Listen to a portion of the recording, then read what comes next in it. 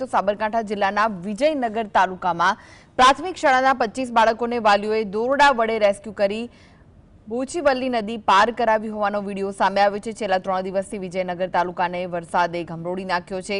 ઠેર ઠેર નદીઓ તેમજ પૂરની સ્થિતિ સર્જાઈ છે। ત્યારે શુક્રવારે તાલુકામાં 2.5 ઇંચ વરસાદ થતા જેને તાલુકાની પ્રાથમિક શાળામાં 25 બાળકોને શાળામાંથી રજા આપી દેવાઈ। જોકે રસ્તામાં નદી આવી જતા હેલો બાંધી અને શિક્ષકો તથા ગ્રામજનોએ નદી પાર કરાવી હોવાનો વિડીયો સામે આવ્યો। ત્યારે વરસાદની આ પરિસ્થિતિને લઈને સાબરકાંઠા જિલ્લા શિક્ષણ વિભાગ દ્વારા પણ જે વિસ્તારમાં વરસાદની પરિસ્થિતિ હોય તે વિસ્તારમાં શાળાઓમાં બાળકોને ન બોલાવવા માટેની સૂચના આપી દેવામાં આવી હતી। ઉલ્લેખનીય છે કે 25 બાળકોને પાણી પાર કરાવનાર શોપિંગ વિડીયો સામે આવતા તંત્રમાં પણ ખળભળાટ મચી ગયો છે।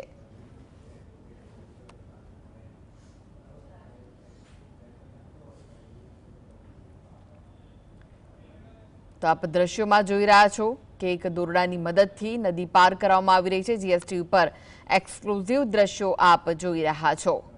સાબરકાંઠા જિલ્લાના વિજયનગર તાલુકાની પ્રાથમિક શાળાના 25 બાળકોને વાલીઓએ દોરડા વડે રેસ્ક્યુ કરીને બોચીવલ્લી નદી પાર કરાવી હોવાનો વિડીયો સામે આવ્યો છે। તો આ વિશે વધુ માહિતી માટે જોડાઈ ગયા છે સંવાદદાતા જુગનુ। જે રીતનો વિડીયો સામે આવ્યો છે, શું વિગતો મળી રહી છે?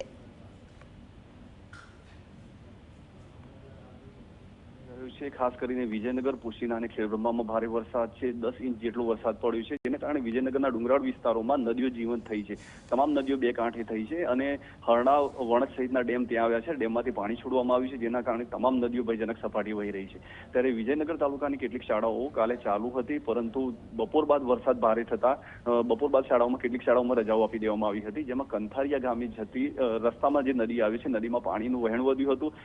બાળકો એક સાઈડે હતા ત્યારે વાલીઓનું આ તરફ ધ્યાન જતા વાલીઓ ત્યાં પહોંચ્યા હતા અને તે લોકોએ રસ્સીની મદદથી બાળકોને બહાર કાઢ્યા હતા। ચોંકાવનારા વિડીયો સોશિયલ મીડિયામાં વાયરલ થયા હતા। ત્યારે આ વાતની જાણ શિક્ષણ વિભાગને થતા શિક્ષણ વિભાગે આજે તાકીદે સૂચના જારી કરી દીધી હતી અને જે વિસ્તારમાં વરસાદનું જોર વધારે હોય, વરસાદની આગાહી જ્યાં હોય તે વિસ્તારોમાં બાળકોને આજે શાળા ન બોલાવવાની સૂચના આપવામાં આવી છે। આ ઉપરાંત તમામ મુખ્ય શિક્ષકોને સૂચના આપવામાં આવી છે કે જે વિસ્તારમાં પાણીનો આવરો વધારે હોય, પાણીનું વહેણ વધારે હોય તે વિસ્તારના શિક્ષકોએ શાળામાં હાજર રહેવું, પણ બાળકોને શાળામાં ન બોલાવવા અને જે બાળકો જો શાળામાં આવી ગયા હોય તો તેમને શિક્ષકો જાતે જઈને શાળામાં મૂકી આવે તેવી પણ સૂચના આપવામાં આવી છે। હાલમાં આ વિડીયો સોશિયલ મીડિયામાં વાયરલ થતા શિક્ષણ વિભાગ પણ હરકતમાં આવ્યું છે।